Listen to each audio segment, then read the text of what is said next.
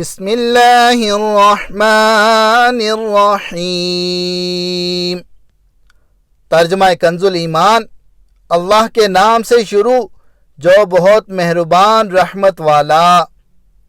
ترجمہ کنز العرفان، اللہ کے نام سے شروع جو نہایت مہربان رحمت والا ہے۔ وَإِذَا لَقُوا الَّذِينَ آمَنُوا قَالُوا آمَنَّا وَإِذَا خَلَا بَعْضُهُمْ إِلَى بَعْضٍ قَالُوا أَتُحَدِّثُونَهُم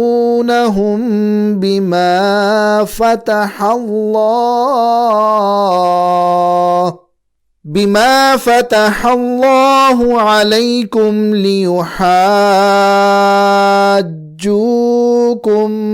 بہ عند ربکم افلا تعقلون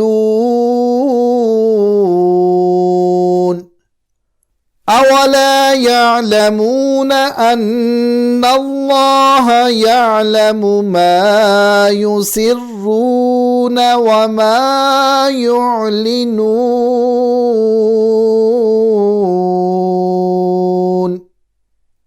ترجمہ کنز الایمان، اور جب مسلمانوں سے ملیں تو کہیں ہم ایمان لائے، اور جب آپس میں اکیلے ہوں تو کہیں وہ علم جو اللہ نے تم پر کھولا مسلمانوں سے بیان کیے دیتے ہو کہ اس سے تمہارے رب کے یہاں تمہیں پر حجت لائیں۔ کیا تمہیں عقل نہیں؟ کیا نہیں جانتے کہ اللہ جانتا ہے جو کچھ وہ چھپاتے ہیں اور جو کچھ ظاہر کرتے ہیں۔ ترجمہ کنز العرفان، اور جب یہ مسلمانوں سے ملتے ہیں تو کہتے ہیں کہ ہم ایمان لا چکے ہیں، اور جب آپس میں اکیلے ہوتے ہیں تو کہتے ہیں کیا ان کے سامنے وہ علم بیان کرتے ہو جو اللہ نے تمہارے اوپر کھولا ہے تاکہ اس کے ذریعے یہ تمہارے رب کی بارگاہ میں تمہارے اوپر حجت قائم کریں۔ کیا تمہیں عقل نہیں؟ کیا یہ اتنی بات نہیں جانتے کہ اللہ جانتا ہے جو کچھ وہ چھپاتے ہیں اور جو کچھ ظاہر کرتے ہیں۔ وَإِذَا لَقُوا، اور جب وہ ملتے ہیں۔ حضرت عبداللہ بن عباس رضی اللہ تعالی عنہما فرماتے ہیں، یہودی منافق جب صحابہ کرام رضی اللہ تعالی عنہم سے ملتے تو ان سے کہتے کہ جس پر تم ایمان لائے اس پر ہم بھی ایمان لائے، تم حق پر ہو اور تمہارے آقا محمد مصطفیٰ صلی اللہ تعالی علیہ وآلہ وسلم سچے ہیں، ان کا قول حق ہے، ہم ان کی نعت و صفت اپنی کتاب توریت میں پاتے ہیں۔ جب یہ اپنے سرداروں کے پاس جاتے تو وہ ان منافقوں کو ملامت کرتے ہوئے کہتے کیا تم مسلمانوں کے سامنے ان کے آقا محمد مصطفیٰ صلی اللہ تعالی علیہ وآلہ وسلم کے بارے وہ باتیں بیان کرتے ہو جو اللہ تعالی نے تمہاری کتاب میں بیان فرمائی ہیں تاکہ وہ اس کے ذریعے دنیا و آخرت میں تمہارے اوپر حجت قائم کر دیں کہ جب ہمارے آقا محمد مصطفیٰ صلی اللہ تعالی علیہ وآلہ وسلم کا نبی برحق ہونا تمہاری کتابوں میں موجود ہے تو تم نے ان کی پیروی کیوں نہ کی؟ کیا تمہیں عقل نہیں کہ تمہیں یہ کام نہیں کرنا چاہیے؟ اس سے معلوم ہوا کہ حق پوشی اور سرکار دو عالم صلی اللہ تعالی علیہ وآلہ وسلم کے اوصاف کو چھپانا اور ان کے کمالات کا انکار کرنا یہودیوں کا طریقہ ہے۔ وَمِنْهُمْ أُمِّيُّونَ لَا يَعْلَمُونَ الْكِتَابَ إِلَّا أَمَانِيَّ وَإِنْ هُمْ إِلَّا يَظُنُّونَ۔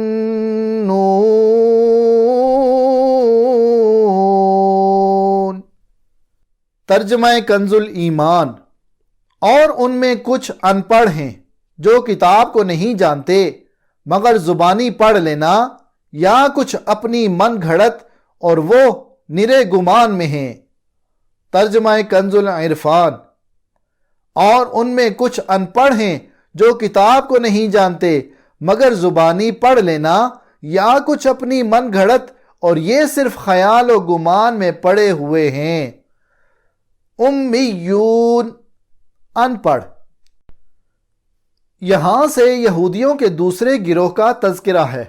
فرمایا گیا کہ اب یہودیوں کے دوسرے گروہ کی سنیے کہ ان میں کچھ ان پڑھ ہیں جو کتاب یعنی تورات کو خود تو نہیں جانتے بلکہ اپنے مفاد پرست سرداروں کے بیانات پر ہی الٹے سیدھے خیال و گمان میں پڑے ہوئے ہیں کہ ان کی تو بخشش ہو ہی جائے گی۔ یہ انہی من گھڑت خیالات میں خوش ہیں۔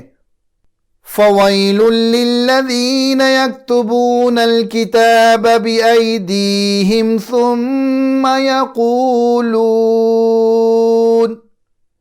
ثُمَّ يَقُولُونَ هَذَا مِنْ عِندِ اللَّهِ لِيَشْتَرُوا بِهِ ثَمَنًا قَلِيلًا فَوَيْلٌ لَّهُم مِّمَّا كَتَبَتْ أَيْدِيهِمْ وَوَيْلٌ لَّهُم مِّمَّا يَكْسِبُونَ۔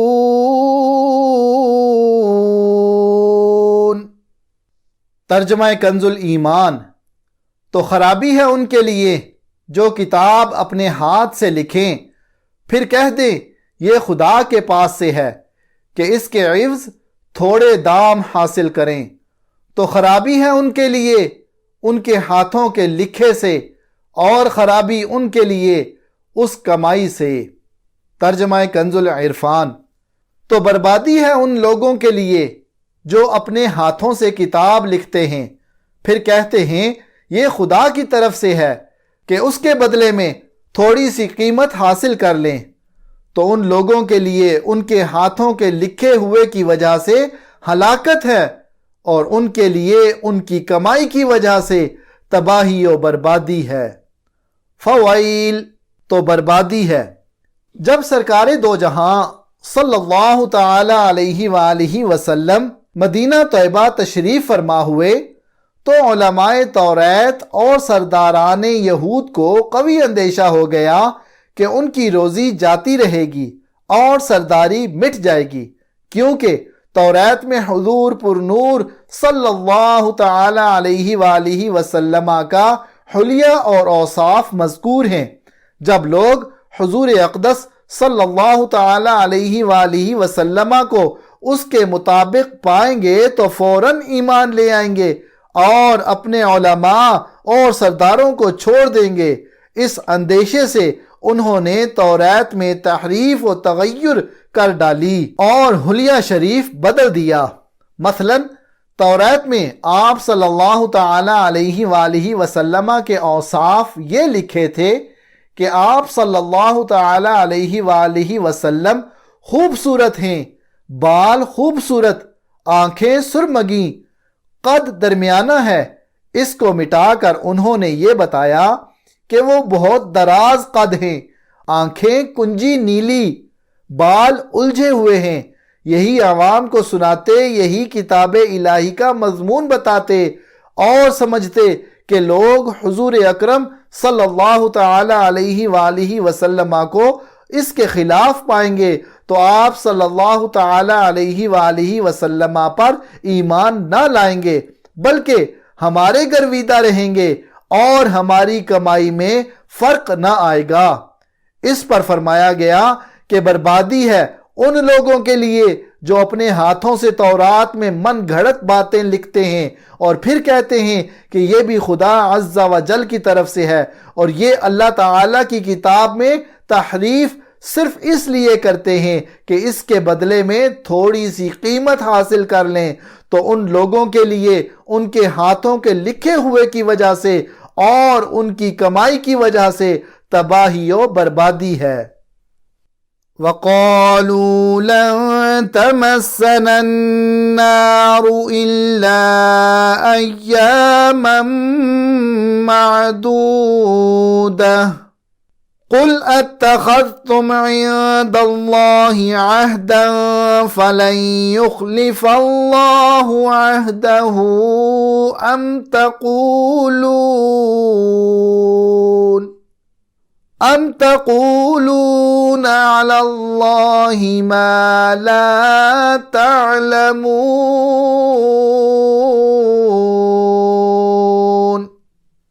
ترجمہ کنز الایمان۔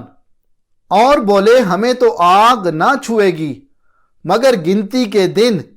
تم فرما دو کیا خدا سے تم نے کوئی عہد لے رکھا ہے؟ جب تو اللہ ہرگز اپنا عہد خلاف نہ کرے گا، یا خدا پر وہ بات کہتے ہو جس کا تمہیں علم نہیں۔ ترجمہ کنز العرفان۔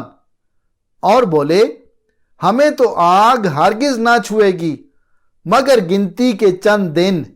اے حبیب تم فرما دو کیا تم نے خدا سے کوئی وعدہ لیا ہوا ہے؟ اگر ایسا ہے پھر تو اللہ ہرگز وعدہ خلافی نہیں کرے گا، بلکہ تم اللہ پر وہ بات کہہ رہے ہو جس کا تمہیں علم نہیں۔ لن تمسنا النار، ہمیں تو ہرگز آگ نہ چھوئے گی۔ حضرت عبداللہ بن عباس رضی اللہ تعالی عنہما سے مروی ہے کہ یہودی کہتے تھے کہ وہ دوزخ میں ہرگز داخل نہ ہوں گے مگر صرف اتنی مدت کے لیے جتنے عرصے ان کے آباء و اجداد نے بچھڑے کو پوجا تھا، اس کے بعد وہ عذاب سے چھوٹ جائیں گے، اور وہ مدت 40 دن ہے، بعض یہودیوں کے نزدیک 7 دن ہیں۔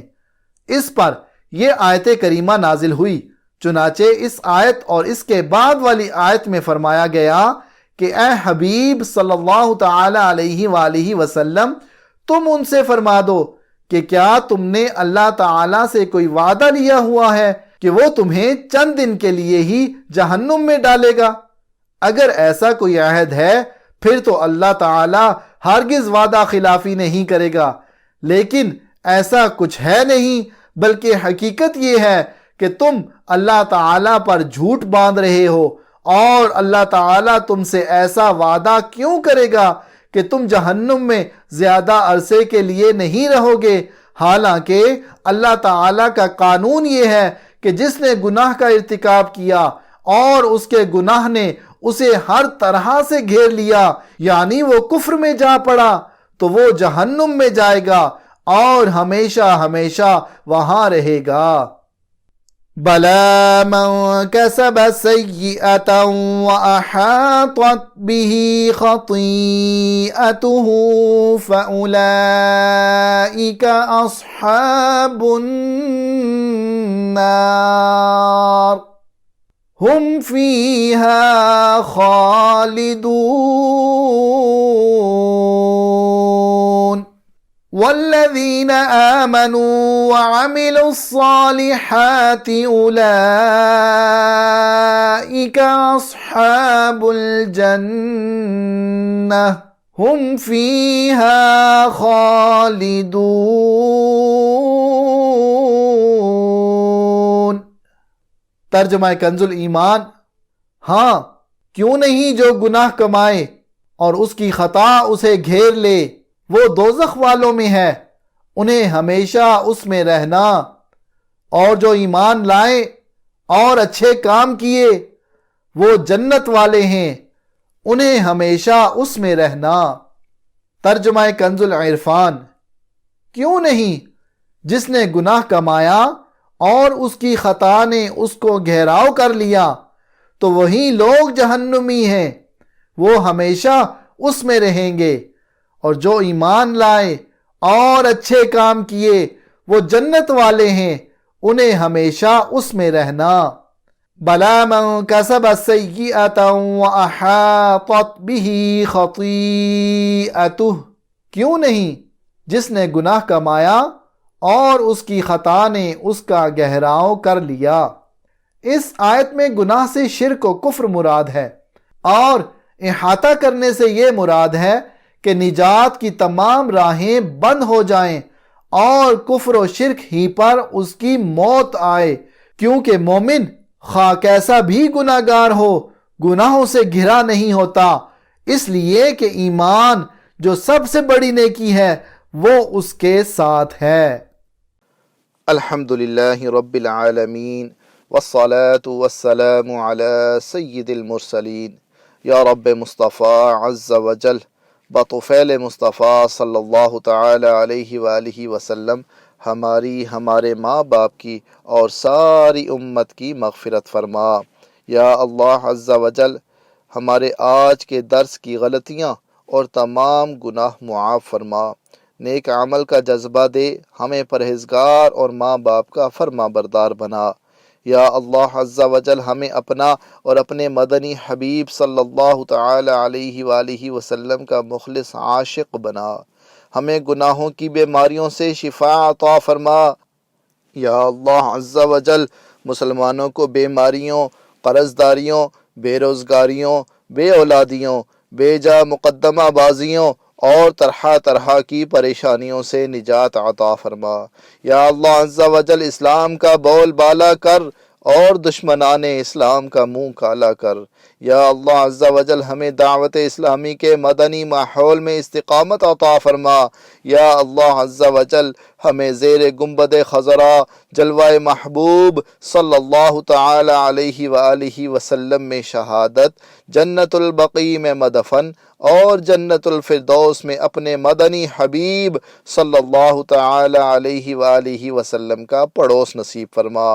یا اللہ عز وجل مدینے کی خوشبودار ٹھنڈی ٹھنڈی ہواؤں کا واسطہ ہماری جائز دعائیں قبول فرما، آمین بجاہ النبی الامین صلی اللہ تعالی علیہ وآلہ وسلم۔